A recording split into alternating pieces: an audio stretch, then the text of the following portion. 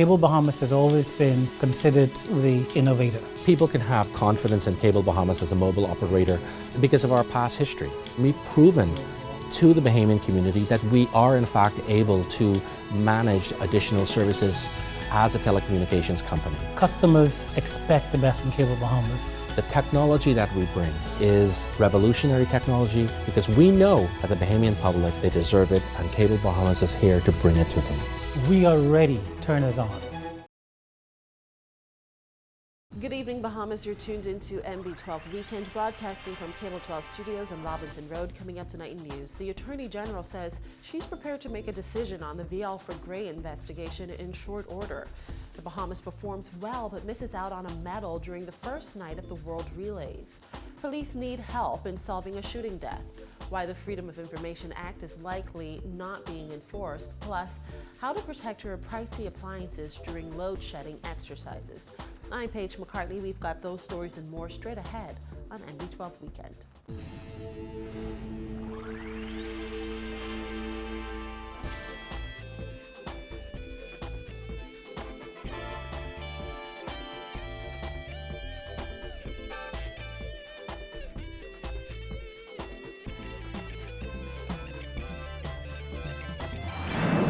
Once again to MB12, more than a week after police completed the probe into V. Alfred Gray's judicial interference allegations, Attorney General Allison Maynard Gibson says her team is thoroughly reviewing the matter and a decision will be made in a matter of weeks. Jasmine Brown has more.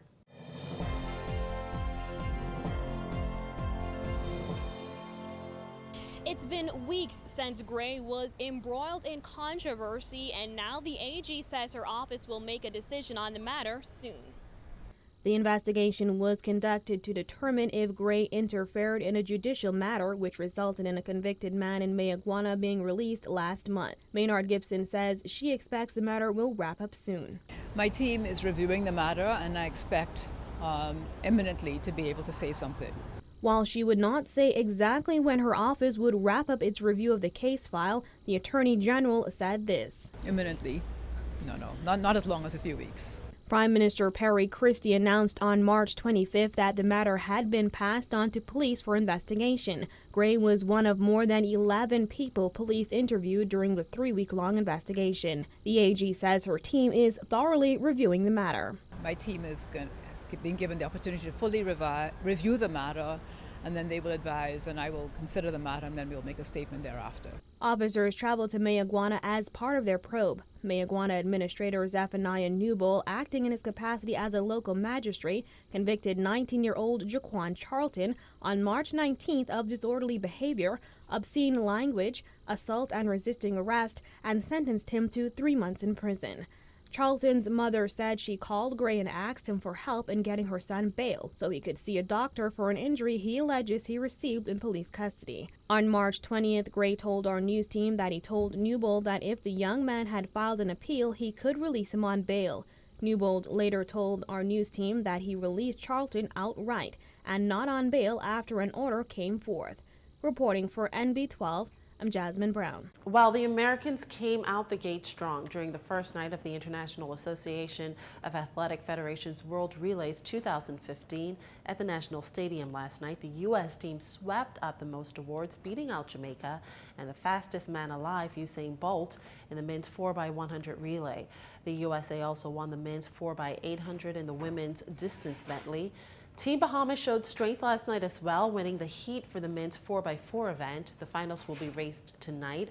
But perhaps the biggest upset for the Team Bahamas was being disqualified after placing second in the women's 4x200 event. An improper baton pass caused the silver medal to be denied. Nigeria won that race. Night 2 of the IAAF BTC Bahamas World Relays continues tonight at the National Stadium. Again, unfortunately, MB12 doesn't own the exclusive rights to broadcast the relays, nor were we granted accreditation to cover the event. But of course, we'll have all the highlights from the games as they're made available to us in another newscast. Shifting gears, police have another possible homicide to investigate after they say a shooting victim died in hospital last night. Reports are that the victim was taken to hospital at around 5 a.m. with a gunshot wound to the chest. When police arrived to the hospital, the man had already died. Police have no motive for the shooting, and they're asking anyone who may have information on what happened to contact them anonymously at 328-TIPS. Well, as the country's murder count continues to climb, along with reports of armed robberies and shootings, Minister of State for National Security Keith Bell says there's definitely room to improve crime-fighting strategies. I am satisfied that our law enforcement agents and the Ministry of National Security, along with the Office of the Attorney General, is doing a commendable job. But again, there is definitely room for great improvement. Bell says while there aren't any new trends when it comes to crime, it remains a challenge. The unfortunate thing is that we're continuing to see a number of shooting incidents. There are a number of homicides in the over-the-hill areas, and there is, of course, remains a cause for concern. Earlier this year, Bell blamed the country's crime challenges on a growing gang culture, which he claimed was left uncontrolled by the previous Ingram administration, along with increased numbers of illegal firearms on the streets of New Providence. Still, Bell commended the police for hard work. All of us as a society have a role to play, particularly when it comes to the fight against crime. I think that, each time an incident happens, after the incident, persons go back and they say, well, had we done this, had we done that, or they go back and they say, well, this is one that could have been avoided. And I think that as a society, we need to become our brother's keepers again. Well, Data Protection Commissioner Charmy Farrington Austin is stating that while the government should pass a new Freedom of Information Act in the near future, it must take a staggered enforcement approach to implementing the act to ensure there are no improper breaches of personal information. Austin told MB12 that the government should heed the example set by regional jurisdictions and set a 6 to 12-month window between the passage and enforcement of the FOIA and ensure that adequate infrastructure and trained personnel are in place to meet public demand.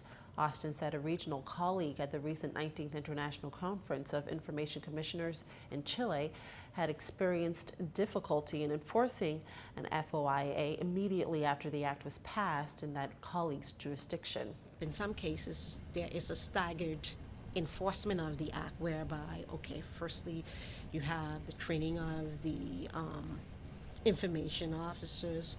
There is public authorities will be required to have publication schemes. All those things have to be addressed before the act is enacted. And another thing we have seen even in the data protection laws here, whereby the act was enforced, but data controls were given a certain period of time to come in compliance with the act. So these kinds of things can be done to accommodate the enforcement. Austin has been a vocal supporter of the FOIA, but has long stressed the need for balance between freedom of information and the Data Protection Act. Although she urged an appropriate transition period, she said that it's ultimately up to policymakers to determine how they would enforce an FOIA. But first, she said there are several deficiencies that she believes should be addressed in the act. The exemptions are too restrictive and some of them are absolute. And so, of course, my view as a DPC is that we needed to go back to the table, look at those exemptions, see whether or not they needed to be adjusted or whether or not they conform to best practices or what other jurisdictions are doing. So that, in my view, may have taken some time. Another issue lies with a clause in the act called the Official Secret Act, which she says many believe defeats the purpose of an FOIA. There are persons who are of the view that the Official Secret Act will have to be revisited to accommodate freedom of information legislation. Of course, we had already previously spoken about preserving the data protection principle and ensuring that the individual's personal information is protected. So this balancing of the rights, again, there is no absolute right.